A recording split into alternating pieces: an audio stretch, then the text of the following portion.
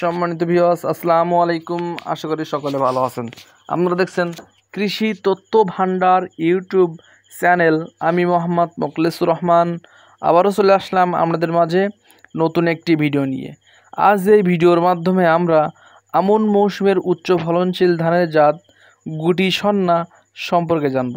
এই গুটি সন্না চাষাবাদের মাধ্যমে আমরা কিভাবে আমনে উচ্চ ফলনশীল ধান চাষাবাদ করতে পারবো, এই গুটি সন্না চাষাবাদ করে আমরা রবি শস্য চাষাবাদ করতে পারবো কি না সে সম্পর্কেও এ টু জেড জানবো।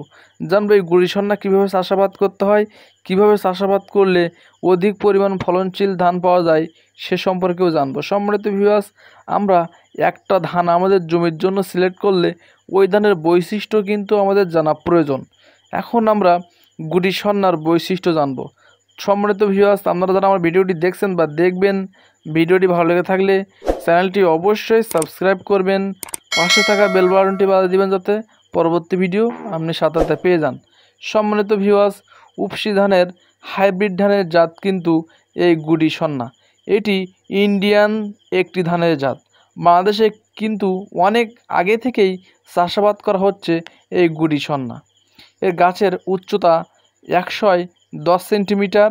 গুটি সন্না ধানের শীষগুলো লম্বাটে হয়, মোটা ধানের জাত। সম্মানিত ভিউয়ার্স, আমনে অধিক পরিমাণ ফলনশীল মোটা ধান জাত যারা আপনারা খুঁজতেছেন তারা কিন্তু গুটি সন্না ধান চাষাবাদ করতে পারেন। এর জীবনকাল 137 দিন। 1000টি ধানের ওজন প্রায় 28 গ্রাম। সম্মানিত ভিউয়ার্স, ফলন হবে 33 শতক 1 বিঘা জমিতে 28 মণ পর্যন্ত ফলন দিতে সক্ষম।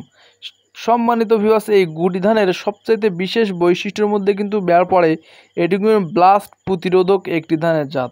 তারপরেও আপনারা অবশ্যই দেখবেন যে ব্লাস্ট আক্রমণ করতেছে কিনা, কারণ এটা আবহাওয়ার ওপরে কিন্তু সাধারণত হয়ে থাকে। হঠাৎ গরম, হঠাৎ ঠান্ডা, রাতে গরম দিনে ঠান্ডা, এরকম ধরনের আবহাওয়া যদি পরিবর্তন হয় তাহলে কিন্তু ব্লাস্টের আক্রমণ বেশি হয়। সম্মানিত ভিউয়ার্স, আমরা এখন এই গুটি সন্না কীভাবে চাষাবাদ করব, কিভাবে চাষাবাদ করলে অধিক পরিমাণ ফলনশীল ধান পাবো সে সম্পর্কেও আমরা এখন জানব। আমরা বীজতলা থেকে 25 থেকে 20 দিনের মধ্যে কিন্তু চারা তুলে রোপণ করব। কেননা আমাদের বীজতলায় যদি গাছের দৈহিক বৃদ্ধি ঘটে যায় তাহলে কিন্তু সেভাবে আর আমাদের ফলন দিতে সক্ষম হয় না। এজন্য কিন্তু আমরা বেশি দিনের চারা রোপণ করব না, আমরা অল্প বয়সী চারা রোপণ করব। সারি থেকে সারির দূরত্ব হবে 25 থেকে 15 সেন্টিমিটার। প্রতিটি গোছায় আমরা 4টি করে চারা দিয়ে রোপণ করব। সম্মানিত ভিউয়ার্স, আমরা ইউরিয়া সারটা কয় কিস্তিতে প্রয়োগ করব অনেকেই জানি না। আমরা ইউরিয়া সারটা সমান 3 কিস্তিতে প্রয়োগ করব। তার আগে আমরা চাষাবাদকৃত জমিতে কিভাবে সার প্রয়োগ করব বা সার দিতে হবে কিনা গুটি সন্না চাষাবাদের মাধ্যমে, হ্যাঁ অবশ্যই আমরা চাষাবাদের শেষ চাষে আমরা 33 শতকে 1 বিঘা জমিতে টিএসপি দেবো 20 কেজি, এমওপি 7 দেবো 20 কেজি, জিপসাম দেবো 10 কেজি। এই 3টি সার আমরা 33 শতকে 1 বিঘা জমিতে শেষ চাষে অবশ্যই প্রয়োগ করব। কেননা এটি কিন্তু আমনে অধিক পরিমাণ ধান ফলনশীল একটি ধানের জাত। আপনারা মাথায় রাখবেন যে আমাদের জৈব সারের জমিতে যেন জৈব সারের ঘাটতি না থাকে, পটাশিয়ামের ঘাটতি না থাকে, ক্যালসিয়ামের ঘাটতি না থাকে, তাহলে কিন্তু আমরা অধিক পরিমাণ ফলন পাবো না। আমরা এই সারগুলো দিয়েই কিন্তু জমি প্রস্তুত করব। প্রস্তুতকৃত জমিতে রোপণের শেষে 1 সপ্তাহের মধ্যে কিন্তু আমরা প্রথম কিস্তিতে সার প্রয়োগ করব। কী সার প্রয়োগ করব? শুধুমাত্র ইউরিয়া সার দেবো।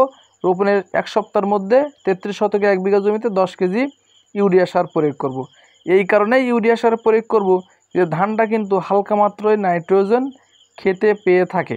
কারণ ধান কিন্তু প্রচুর পরিমাণ নাইট্রোজেন খায়, কিন্তু আমরা সাধারণত প্রথমে রুইছি এক জায়গা থেকে আরেক জায়গায় নিয়ে ওই ধানটা কিন্তু লাল হতে থাকে। এজন্য কিন্তু আমরা হালকা মাত্রায় ইউরিয়া দিই যাতে ধানটা লাল না হয়, ওইভাবে কিন্তু ধানটা গড়ে ওঠে। সম্মানিত ভিউয়ার্স, আমরা রোপণের বয়স যে সময় 15 থেকে 18 দিন সে সময় কিন্তু আমরা চাপান সার দেব।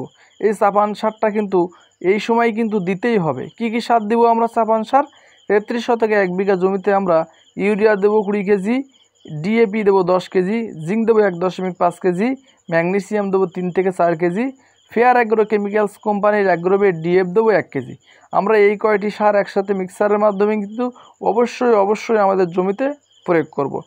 সম্মানিত ভিউয়ার্স, আমরা জিঙ্কটা এই কারণেই দেব যে ধানটার সম্পূর্ণভাবে কিন্তু খাদ্য সরবরাহ করবে কিন্তু জিঙ্ক।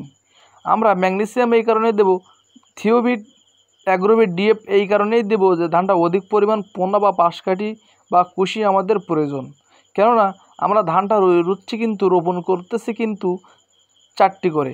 এই 4টি থেকে আমাদের নিয়ে যেতে হবে 20 থেকে 25টা পোনাই কিন্তু আমাদের অবশ্যই নিয়ে যেতে হবে। তা না হলে কিন্তু আমাদের অধিক পরিমাণ ফলন হবে না। এটি আমন ধানের উচ্চ ফলনশীল হাইব্রিড ধানের জাত এবং আমনে অধিক পরিমাণ ফলন দিয়ে থাকে। সম্মানিত ভিউয়ার্স, আমরা তৃতীয় কিস্তিতে কখন সার প্রয়োগ করব? সে সময় আমাদের জমিতে যে সময় ধান কাইস্থল আসবে, ওই কাইস্থল আসার 1 সপ্তাহের মধ্যেই কিন্তু আমরা তৃতীয় কিস্তিতে সার প্রয়োগ করব। কী সার প্রয়োগ করব? 33 শতকে 1 বিঘা জমিতে আমরা ইউরিয়া দেব 20 কেজি এবং আবারও এমওপি সার দেব মাত্র 10 কেজি। এই 30 কেজি একসাথে সার দিয়ে কিন্তু আমরা সারের কোটা কিন্তু শেষ করে দেব। সম্মানিত ভিউয়ার্স, এই 3 কোটাই কিন্তু আমরা সার প্রয়োগ করব। এতে করে আমাদের পোনা বৃদ্ধি হবে, গোশ অধিক পরিমাণ কুশি বা পাশকাঠি বৃদ্ধি হবে। সম্মানিত ভিউয়ার্স, ডিসপ্লেতে একটা নাম্বার দেখতে পাবেন। কৃষি বিষয়ে সমস্ত পরামর্শ নিতে অবশ্যই ফোন করবেন বা SMS করতে পারেন হোয়াটসঅ্যাপে, সঠিকভাবে পরামর্শ দেওয়ার চেষ্টা করব। সম্মানিত ভিউয়ার্স, ভিডিওটি ভালো লেগে থাকলে চ্যানেলটি অবশ্যই সাবস্ক্রাইব করবেন, পাশে থাকা বেল আইকনটি বাজিয়ে দিবেন যাতে পরবর্তী ভিডিও আপনি সাথে পেয়ে যাবেন। সবাই ভালো থাকবেন, সুস্থ থাকবেন। আল্লাহ হাফেজ। আসসালামু আলাইকুম রহমতুল্লাহ।